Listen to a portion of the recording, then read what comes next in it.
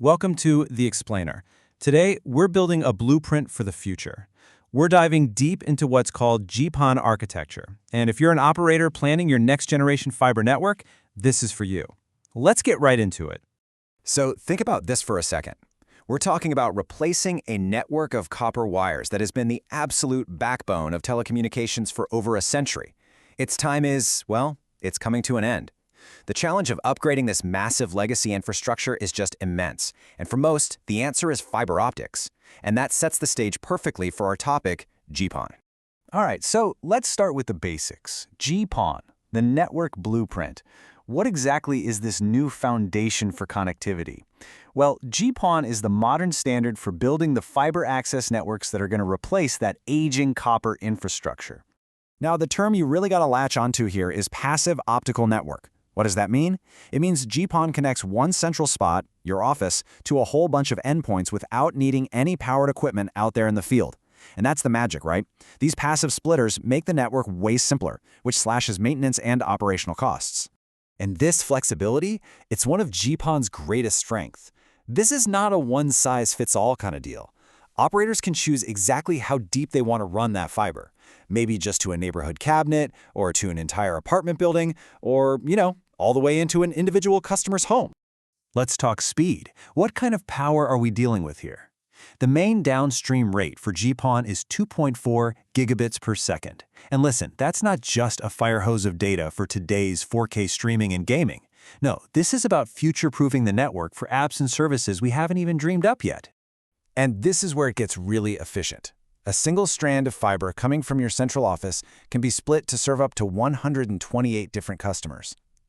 There's this really clever management layer inside GPON that handles the split, carefully balancing the optical power budget to make sure every single user gets a strong, reliable signal. This is what makes the whole thing so incredibly scalable. And finally, let's talk about distance. The logical reach of GPON is up to 60 kilometers. I mean, think about that. It lets an operator serve a huge geographic area, from packed city centers to spread out suburbs, all from one single central spot. So, okay, the architecture is fast, it's efficient, it's got amazing reach. But how does it handle what might be the most demanding service there is, carrier-grade voice? Because delivering a simple, reliable dial tone, well, that brings a whole new set of challenges. This is the question that keeps network engineers up at night. For decades, traditional phone service, that old copper line, was the gold standard for reliability. We're talking 5 nines reliability. So the real question is, can a modern packet-based fiber network really live up to that same incredibly high standard? To solve this, operators really have 2 main roads they can go down. The first is what we call embedded POTS, plain old telephone service, which basically mimics the old school experience. The customer's fiber box has regular phone jacks. The second path is voice over IP, where calls are just turned into data packets and sent over the network like any other internet traffic, using protocols like SIP. So, let's walk through a call using that legacy method. You pick up your phone at home. Your fiber terminal immediately signals the main voice gateway. That gateway then translates the call for the traditional public telephone network, using the same super reliable signaling system that's been around forever. It's a really smart bridge between the old world and the new. Now, once voice becomes data, you've got a big decision to make about something called a codec. That's the tech that compresses the audio. As you can see, you can go for super high-quality audio, but that's going to eat up more bandwidth. Or you can use a more efficient codec to save network capacity, but the quality might dip just a little bit, as measured by that mean opinion score. It's this constant balancing act between customer experience and network resources. Okay, we've covered a lot of the network theory, but now we get to the last mile. The actual connection to the customer's home.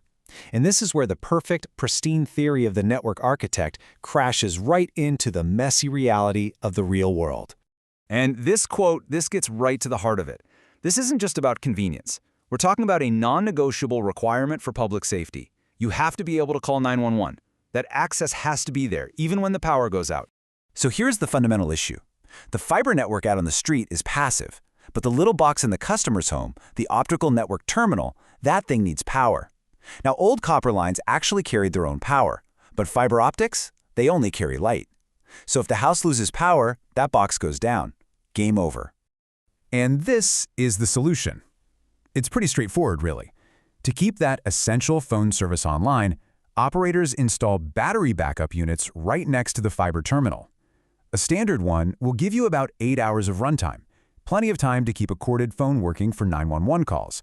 And for customers who want extra peace of mind, there's usually a 24-hour option. Okay, let's zoom back out and look at the big picture. With all these challenges, how do you actually build a GPON network that's truly resilient? How do you create a strategy for rock-solid reliability? Well, GPON has some awesome built-in protection options. Think of Type B as having a spare tire. If something fails, traffic switches to the backup, but there's a little bit of a service interruption. Type C, on the other hand, that's the gold standard. It's like having a car that instantly grows a new tire while you're driving. It creates a fully redundant path, end-to-end, for an instant, hitless switchover. The customer never even knows anything happened.